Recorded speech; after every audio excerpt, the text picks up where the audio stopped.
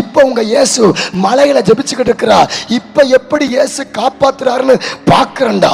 இப்ப இயேசு உன்னை எப்படி விடுதலை ஆக்குறாருன்னு பாக்குறேன்டா.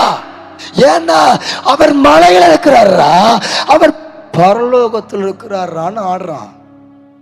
சில நேரம் இயேசு இல்லாதது போலதான் தெரியும் தங்கச்சி, சில நேரம் இயேசு இல்லாதது போலதான் தெரியும் பிரதர். ஆனா தாம் பிள்ளைகளுக்கு ஒரு நெருக்கம், போராட்டம், காற்று, புயல் எழும்புதுன்னு தெரிஞ்சிருச்சுன்னா மலையை விட்டு இறங்கி வருவாரு. மலையை விட்டு இயேசு காற்றையும் கடலையும் மேற்கொள்ள கடலின் மேலேயே நடந்து வந்து கர்த்தர் யாருக்கோ சொல்றா, உனக்காக நீ பல போராட்டத்துல தான் இருக்கிற.